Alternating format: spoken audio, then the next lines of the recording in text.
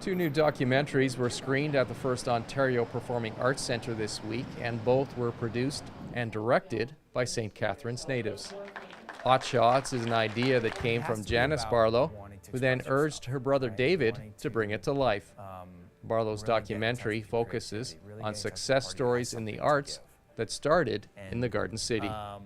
It's a very light film, and it's just people talking. I love to sit and listen to actors talk. I better love it. That's been my business for a lot of years. But you never know how other people are going to respond to what's basically a series of talking heads. And it was fun. Anything surprise you? You're a local guy. Anything surprise you as you went through the research and did these interviews? Yeah, a couple things. One, the number of people, the diversity of people, and the people that I just had no idea actually came here. So that was number one, and the fact that that a lot of these people, we're not that well known. The law firm Lancaster, Brooks and Welch sponsored the documentary, and for good reason.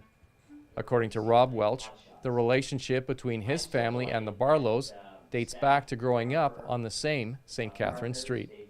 We just thought it was a great match, and to be associated again, family to family, as it were, made so much sense for us. Have you had a chance to screen this before tonight? We've seen a couple of rough cuts, and I think everybody will be quite impressed. I think you'll see some familiar faces and not realize that they came from the Niagara Peninsula and St. Catharines, and see where they have had success subsequent. I think it's a great film, a great documentary.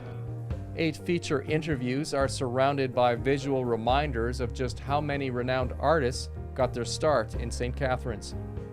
One of the actors featured in the documentary was on hand for the premiere.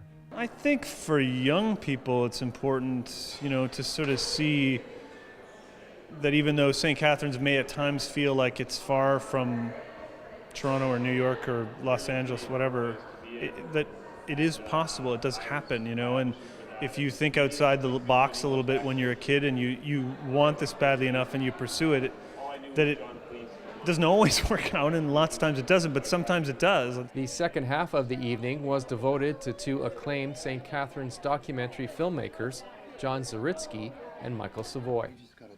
The 2 have collaborated on projects before, but in this documentary, they were in front of the camera in a unique project called Mr. Zaritsky on TV. He was a tough sell. He was a tough guy. He didn't feel that that he wanted to do this kind of, this is my career kind of film. He feels and felt, I guess, that he still had lots of gas in the tank. He wanted to keep going. They're doing a documentary on me. On you? And then I'm doing a documentary on you. Mr. Zaritsky on TV was Michael's idea. He wanted to make a film that honored John Zaritsky, a longtime friend and an important Canadian filmmaker. And so I sent Michael out to do some research, and while Michael was out doing pre-interviews, John Zaritsky insisted that Michael shoot his next film. And my plan was that Michael shoot our film about John Zaritsky. So in effect, John Zaritsky poached my cameraman, my director, and my co-producer. So we still had a film to make, so that left it for me to do a great portion of the directing. I'd never been in front of cameras before. And I knew what they do, and I know what that thing's doing, right? So, that was different.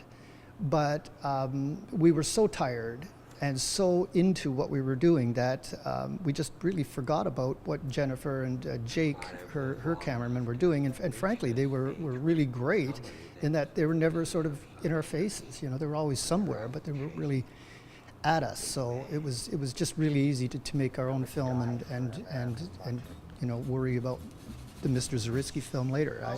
It's good. Jen and Michael are now off to BC, where they will screen their documentary at the Whistler Film Festival. In case you're wondering, John Zaritsky has seen the documentary and loved it. As for Hot Shots, the plan is to repackage the documentary into short trailers that will air prior to Filmhouse features. In Niagara, You're watching The Source.